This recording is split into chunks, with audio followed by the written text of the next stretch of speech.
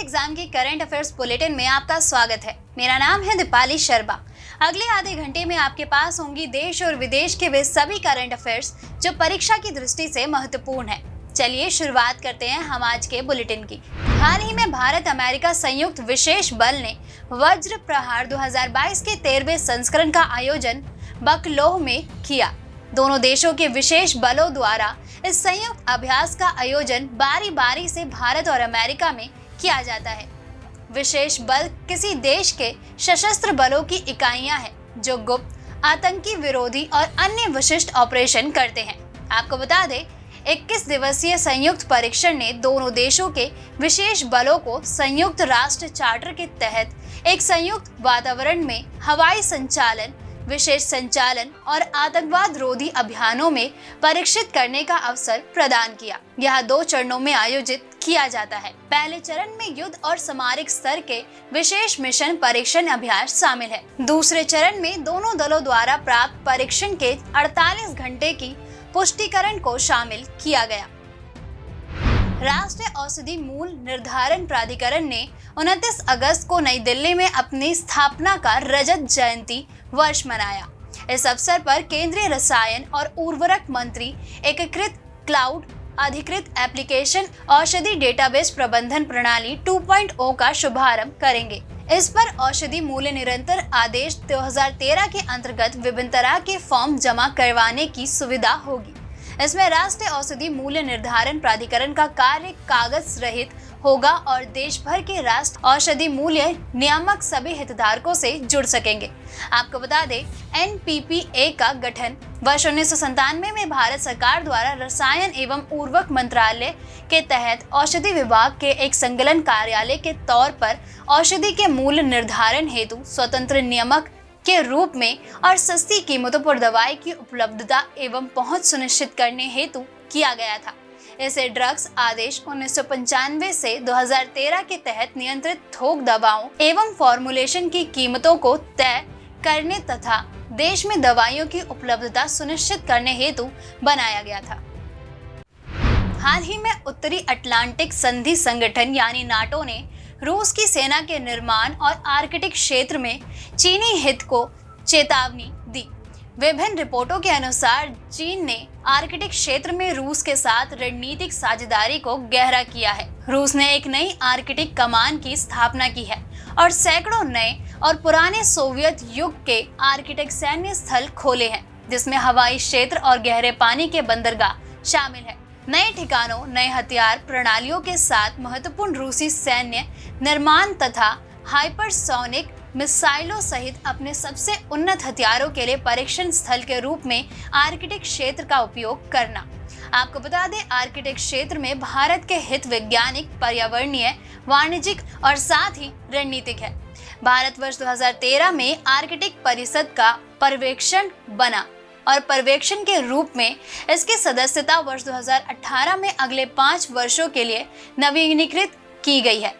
राष्ट्रीय ध्रुवीय और महासागर अनुसंधान केंद्र, पृथ्वी विज्ञान मंत्रालय, भारत सरकार, भारत के ध्रुवीय अनुसंधान कार्यक्रम के लिए नोडल एजेंसी है, जिसमें आर्कटिक अध्ययन शामिल है। भारत का विदेश मंत्रालय आर्कटिक परिषद को बाहरी इंटरफेस प्रदान करता है।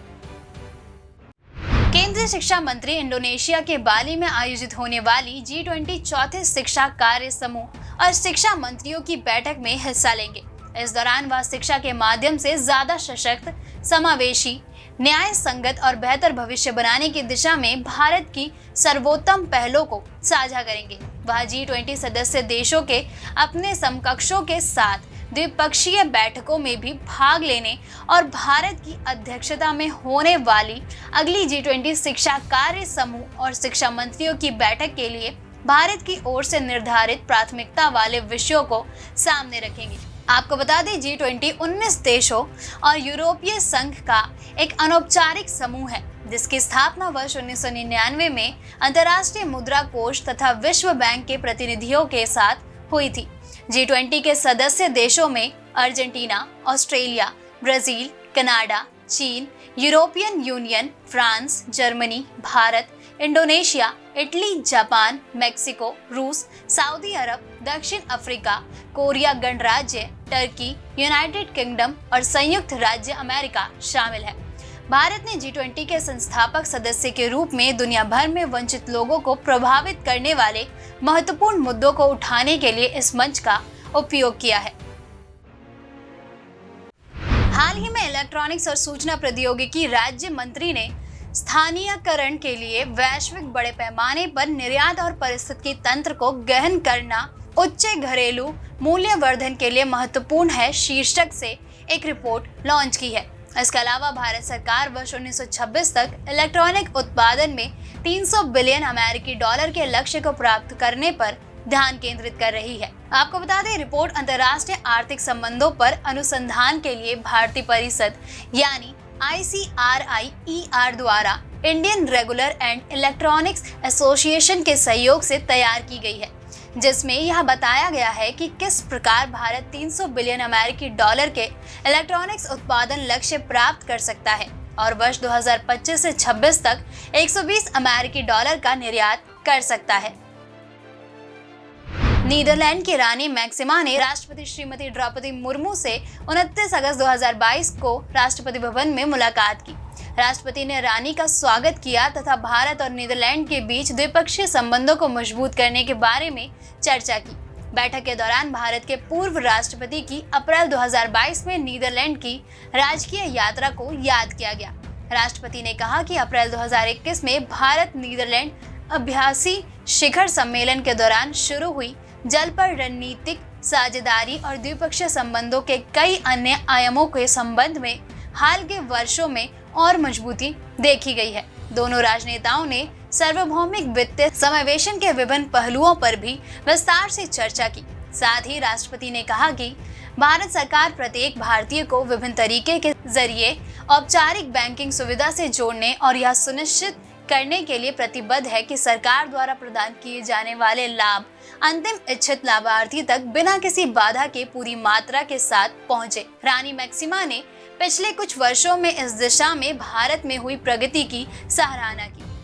विकास हेतु समावेशी वित्त के लिए संयुक्त राष्ट्र महासचिव की विशेष अधिवक्ता और G20 वैश्विक भागीदारी का मादन संरक्षण के रूप में रानी मैक्सिका ने 29 से 31 अगस्त 2022 तक भारत की आधिकारिक यात्रा पर है।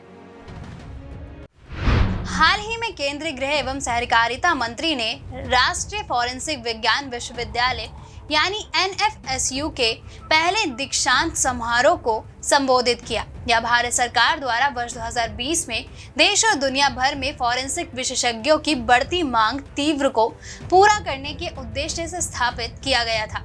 राष्ट्रीय फोरेंसिक विज्ञान विश्वविद्यालय राष्ट्रीय महत्व के संस्थान की स्थिति के साथ दुनिया का पहला और एकमात्र विश्वविद्यालय है जो फोरेंसिक, व्यवहारिक, साइबर सुरक्षा, डिजिटल फोरेंसिक एवं संबद्ध विज्ञान को समर्पित है। गुजरात के अलावा इस परिसर को भोपाल, गोवा, त्रिपुरा, मणिपुर और गुवाहाटी में खोला गया है। आपको बता दें, फोरेंसिक विज्ञान अपराधों की जांच करने या न्याय में प्रस्तुत किए जा सकने वाले सबूतों का परीक्षण करने हेतु वैज्ञानिक तरीके या विशेषज्ञता का उपयोग है। फोरेंसिक विज्ञान में फिंगरप्रिंट और DNA विश्लेषण से लेकर नृविज्ञान और वन्य जीव फोरेंसिक तक विविध प्रकार के विषय शामिल हैं। फोरेंसिक विज्ञान आपराधिक न्याय प्रणाली का एक महत्वपूर्ण तत्व है।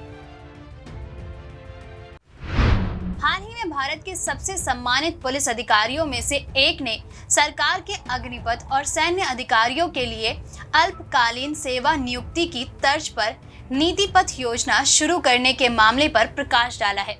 अधिकारियों को 10, 25 और 30 साल की सेवा के बाद सेवानिवृत्त किया जा सकता है। यह पुलिस सेवा में शीर्ष संरचना में सुधार लाएगा और सार्वजनिक सेवा तथा निष्पादन की संस्कृति का निर्माण करेगा। सरकार शीर्ष स्तर के पदों की संख्या से बाधित हुए बिना प्रवेश स्तर पर 4 गुना अधिक उम्मीदवारों की भर्ती कर सकती है। अखिल भारतीय सेवा में नियुक्त 600 से 1000 उम्मीदवारों के स्थान पर इससे प्रत्येक वर्ष लगभग 4000 से अधिक पुलिस अधिकारी सेवा में प्रवेश कर सकते हैं। चौथे वर्ष के प्रदर्शन समीक्षा के पश्चात उसमें से केवल 25% को ही सेवा पर रखा जाएगा। देश में 5G नेटवर्क के रोल आउट उपलब्धता सुनिश्चित करने में तेजी लाने के लिए संचार मंत्रालय ने राइट ऑफ वे में संशोधन की घोषणा की है। संशोधनों में शुल्क का युक्तिकरण, एकल खिड़की निकारी प्रणाली की शुरुआत और निजी संपत्ति पर बुनियादी ढांचा स्थापित करने के लिए सरकारी प्राधिकरण से सहमति की आवश्यकता को समाप्त करना शामिल है। दूरसंचार लाइसेंसधारी निजी संपत्ति के मालिकों के साथ समझौता कर सकते हैं और दूरसंचार बुनियादी ढांचे जैसे टावर, पोल या ऑप्टिकल फाइबर स्थापित करने के लिए किसी भी सरकारी प्राधिकरण से किसी भी अनुमति की आवश्यकता नहीं होगी। केंद्र सरकार द्वारा अपने स्वामित्व वाली भूमि पर खंभे लगाने के लिए कोई प्रशासनिक शुल्क नहीं लिया जाएगा। राज्यों या केंद्र शासित प्रदेशों के लिए यह शुल्क 1000 रुपये प्रति पोल तक सीमित होगा। ओवरग्राउंड ऑप्टिकल फाइबर बिछाने का शुल्क 1000 रुपये प्रति किलोमीटर तक सीमित होगा। हाल ही में राष्ट्रीय अपराध रिकॉर्ड ब्यूरो यानी NCRB ने भारत में आकस्मिक मृत्यु और आत्महत्या रिपोर्ट 2021 जारी की है। रिपोर्ट में महिलाओं के खिलाफ अपराध, आत्महत्या और अपराध दर के आंकड़े दिए गए हैं। महिलाओं के खिलाफ अपराध की दर यानी प्रति 1 लाख जनसंख्या पर घटनाओं की संख्या वर्ष 2020 में 56.5% से बढ़कर वर्ष 2021 में 64.5% हो गई। वर्ष 2021 में महिलाओं के खिलाफ अपराध की उच्चतम दर आसाम में 168.3% दर्ज की गई। इसके बाद उड़ीसा, हरियाणा, तेलंगाना और राजस्थान का स्थान रहा। राजस्थान में महिलाओं के खिलाफ अपराध के मामले वास्तविक संख्या में मामूली कमी देखी गई है, जबकि 3 अन्य राज्यों यानी उड़ीसा, हरियाणा और तेलंगाना में वृद्धि दर्ज की गई है। वहीं वर्ष 2021 में दर्ज मामलों की वास्तविक संख्या के संदर्भ में उत्तर प्रदेश शीर्ष पर है। इसके बाद क्रमशः राजस्थान, महाराष्ट्र, पश्चिम बंगाल और उड़ीसा का स्थान आता है। भारत पाकिस्तान में भीषण मानसून के कारण आई विनाशकारी बाढ़ से निपटने हेतु मानवीय सहायता प्रदान करेगा। जलवायु संकट पाकिस्तान में विनाशकारी पैमाने पर बाढ़ का प्रमुख कारण है, जिसमें 1000 से अधिक लोग मारे गए और 300 मिलियन प्रभावित हुए हैं। वर्ष 2014 के बाद यह पहली बार होगा जब भारत प्राकृतिक आपदा के कारण पाकिस्तान को सहायता प्रदान करेगा। पूर्व में भारत ने वर्ष 2010 में आई बाढ़ और वर्ष 2005 में आए भूकंप के दौरान पाकिस्तान को सहायता प्रदान की थी। आपको बता दें, पाकिस्तान ने भारत के साथ सभी व्यापार को निलंबित करने के 2 वर्ष पुराने निर्णय को आंशिक रूप से पलटते हुए वर्ष 2021 में भारत से कपास और चीनी के आयात की अनुमति दी। भारत सरकार द्वारा अनुच्छेद 370 में संशोधन एवं जम्मू और कश्मीर को पुनर्गठित करने के कुछ दिनों बाद अगस्त 2019 में पाकिस्तान सरकार द्वारा व्यापार गतिविधियों को रद्द करने का निर्णय लिया था। सिविल सेवकों यानी सेवानिवृत्त और सेवारत के सोशल मीडिया अकाउंट्स पर कुछ प्रकार के प्रतिबंधों की वकालत की गई है, क्योंकि ये उनके कार्य में बाधा डाल सकते हैं। सोशल मीडिया के माध्यम से सिविल सेवक तक आम लोगों की पहुंच आसान हो गई है और सार्वजनिक सेवा वितरण के मुद्दों को सोशल मीडिया के उपयोग के माध्यम से हल किया जा रहा है। सोशल मीडिया ने लंबे समय से अपार दृश्य और दुर्गम मानी जाने वाली संस्था के प्रति सकारात्मक दृष्टिकोण का निर्माण किया है। सोशल मीडिया के माध्यम से सरकारी नीतियों और कार्यक्रमों के बारे में लोगों में जागरूकता बढ़ी है। यह नौकरशाही को राजनीतिक रूप से तटस्थ रखते हुए सार्वजनिक सूचना को पहुंचाने और जनता के साथ जुड़ने का अवसर प्रदान करता है। सोशल मीडिया का उपयोग उस स्थिति में सिविल सेवकों के मध्य के अंत आज्ञाकारिता को कम करने में मदद करता है, जब राजनेता नौकरशाहियों से अपनी सुविधा या निजी हित के अनुसार सलाह प्राप्त करना चाहते हैं। हाल ही में केंद्रीय मंत्री ने open network for digital formation के साथ एक जिला एक उत्पादन पहल के एकीकरण का आह्वान किया। ONDC खरीदार और विक्रेताओं को एक निष्पक्ष और तटस्थ मंच पर एक साथ लाकर ODOP की सीमाओं को और विस्तार करने में मदद करेगा। यह देश के सुदूर क्षेत्रों में समृद्धि लाने में सहायता करेंगे। आपको बता दें, ODOP प्रधानमंत्री सूक्ष्म खाद्य प्रसंस्करण उद्यम यानी PMFME योजना के औपचारिकरण के अंतर्गत अपनाया गया एक दृष्टिकोण है। यह PMFME योजना के समर्थन बुनियादी ढांचे की मूल्य श्रृंखला विकास और संरेखना के लिए रूपरेखा प्रदान करेगा। एक जिले में ODOP उत्पादन के एक से अधिक समूह हो सकते हैं। एक राज्य में एक से अधिक निकटवर्ती जिलों को मिलकर ODOP उत्पादन का एक समूह बनाया जा सकता है। हाल ही में एक अध्ययन के अनुसार बड़ी संख्या में लोग डिजिटल रूप से भुगतान कर रहे हैं। इसी क्रम में स्मार्टफोन के माध्यम से उनके बैंक या बैंक खाते के मध्य अंतःक्रिया यानी इंटरैक्शंस में वृद्धि हुई है। डिजिटल भुगतान में वृद्धि मोबाइल उपकरणों पर साइबर हमलों के खतरे के बढ़ने की आशंका को भी जन्म देता है। आपको बता दें, साइबर या साइबर सुरक्षा खतरा एक दुर्भाग्यपूर्ण कार्य है जो डेटा को व्यक्तिगत डेटा के साथ छेड़छाड़ करता है, उनकी चोरी करता है या सामान्य रूप से डिजिटल प्रक्रिया को बाधित करने का प्रयास करता है। इसमें computer virus, data breach, denial of services attack और अन्य कारक शामिल है। कोयला मंत्रालय ने कोयला कंपनियों के लिए वर्ष 2022 से 23 के दौरान कोयला क्षेत्र में और इसके आसपास के क्षेत्र में 2400 हेक्टेयर से अधिक क्षेत्र को हरित आवरण यानी ग्रीन कवर के तहत लाने का महत्वाकांक्षी लक्ष्य निर्धारित किया है। वर्ष 2022 से 23 में 50 लाख से अधिक पौधे लगाने का लक्ष्य रखा गया है। चिन्हित क्षेत्रों में कोयला कंपनियों के पुनः प्राप्त खनन क्षेत्र और राज्य सरकार की राज्य एजेंसियों द्वारा उपलब्ध कराए गए पट्टेदार से बाहर के क्षेत्र शामिल हैं। अब तक कोयला खनन क्षेत्रों में हरित अभियान व्यापक है और 15 अगस्त 2022 तक लगभग 1000 हेक्टेयर भूमि को ब्लॉक पौधारोपण, एवेन्यू पौधारोपण, घास के मैदान निर्माण, बांस वृक्षारोपण और उच्च तकनीक खेती के माध्यम से कवर किया जा चुका है। असम के मुख्यमंत्री हेमंत बिस्वा शर्मा ने 1 सितंबर 2022 को गुवाहाटी में श्रीमंत शंकरदेव कला क्षेत्र में महिला एवं बाल विकास विभाग द्वारा आयोजित एक कार्यक्रम में पोषण अभियान के अंतर्गत राष्ट्रीय पोषण माह 2022 का शुभारंभ किया। इसके अंतर्गत देश को कुपोषण से मुक्त कराने के लिए असम सरकार राज्य में कुपोषण और एनीमिया के उन्मूलन हेतु कई कार्यक्रम लागू कर रही है। राज्य में पोषण अभियान के कार्यान्वयन की निगरानी के लिए राज्य परियोजना प्रबंधन इकाई गठित की गई है। इस इकाई ने एकीकृत बाल विकास योजना यानी ICDS के अंतर्गत 6 सेवाओं की निगरानी की, जिसमें गर्भवती महिलाओं और किशोरियों में एनीमिया, कम वजन और बच्चों में कुपोषण को दूर करने में महत्वपूर्ण भूमिका निभाई है। आंगनवाड़ी केंद्रों के स्तर पर ICDS सेवाओं के प्रभावी क्रियान्वयन के लिए पूरे असम में पोषण ट्रैकर नाम का मोबाइल एप्लीकेशन जारी किया गया है। इस ऐप के माध्यम से कई ICDS सेवाओं की निगरानी की जाएगी। इस वर्ष पोषण माह के दौरान पूरे राज्य में पोषण पंचायत नामक अभियान चलाया जाएगा। इसका उद्देश्य विभिन्न पौष्टिक खाद्य पदार्थों, एनीमिया से बचाव के तरीके, मासिक धर्म के दौरान स्वच्छता बनाए रखना, जो गर्भावस्था और स्तनपान के दौरान महिलाओं के लिए बहुत महत्वपूर्ण है, के बारे में जागरूकता का विस्तार करना है।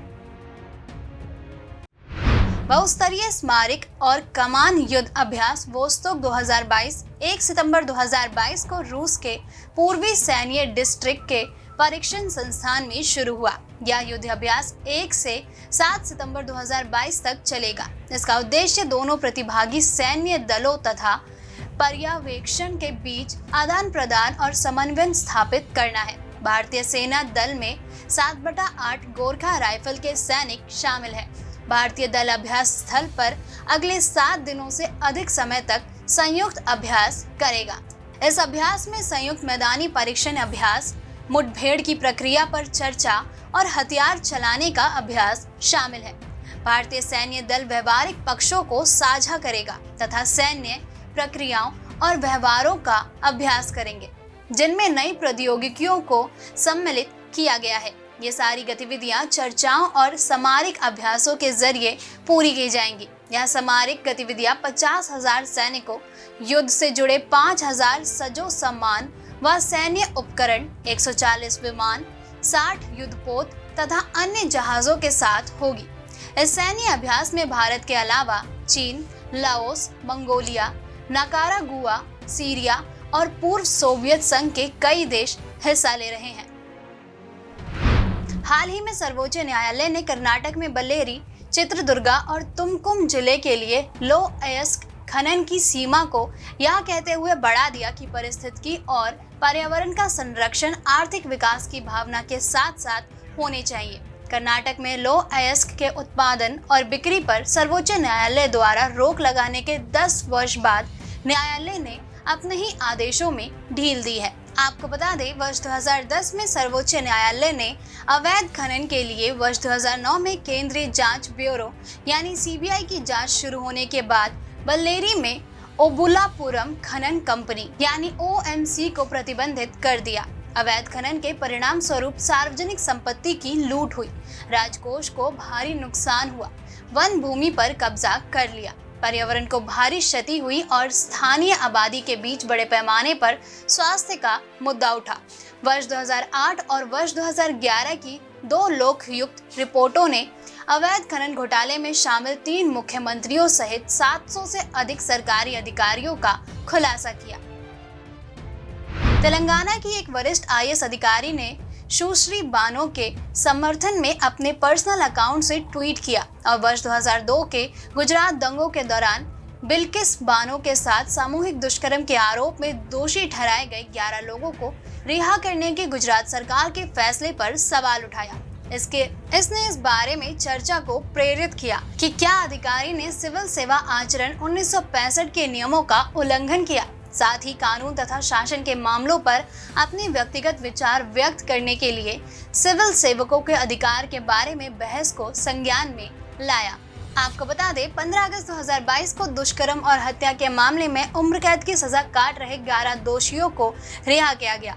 कई लोगों ने यह भी बताया कि रिहाई संज्ञान सरकार और गुजरात सरकार दोनों द्वारा जारी दिशा निर्देशों के उल्लंघन है, जिसमें दोनों का कहना है कि दुष्कर्म एवं हत्या के दोषियों को छूट नहीं दी जा सकती है। इन अपराधों में आमतौर पर भारत में मृत्यु दंड तक दिया जाता है। सर्वोच्च न्यायालय ने विपक्षी नेताओं और कार्यकर्ताओं द्वारा दायर याचिकाओं पर सुनवाई के बाद गुजरात सरकार से जवाब मांगा है। हाल ही में विश्व बैंक ने भारत कोविड-19 खरीद चुनौती, नवाचार और सबक शीर्षक से एक रिपोर्ट जारी की है, जिसके अनुसार भारत महामारी के प्रबंधन में विभिन्न चीजें हासिल करने में कामयाब रहा। यह रिपोर्ट कोविड महामारी के गंभीर प्रारंभिक चरण के दौरान आवश्यक चिकित्सा वस्तुओं की निरंतर आपूर्ति सुनिश्चित करने के लिए भारत सरकार द्वारा की गई पहलों पर करीब से नजर डालती है। आपको बता दें, भारत ने देश भर में चिकित्सा आपूर्ति के कुशल वितरण का प्रबंधन किया, शुरुआती प्रतिबंध लगाया और आपदा स्थिति के दौरान त्वरित खरीद निर्णय हेतु सशक्त अंतर मंत्रालयी समूह भी बनाए। भारत 4 महीने की अवधि के भीतर तेजी से, जो पहले केवल 18 थी, से सीधे 2500 से अधिक परीक्षण प्रयोगशालाओं की स्थापना करने में कामयाब रहा और वैश्विक आपूर्ति श्रृंखलाओं के लिए गंभीर चुनौतियों का सामना करने वाली भविष्य की महामारियों एवं स्वास्थ्य आपदा स्थितियों का सामना करने हेतु तैयार हो गया। साथ ही भारत ने स्वदेशी चिकित्सा उपकरण उद्योग के विकास के लिए अनुकूल वातावरण भी तैयार किया। दोस्तों, आज के बुलेटिन में बस इतना ही। मिलते हैं अगले हफ्ते नए करंट अफेयर्स के साथ। तब तक के लिए नमस्कार।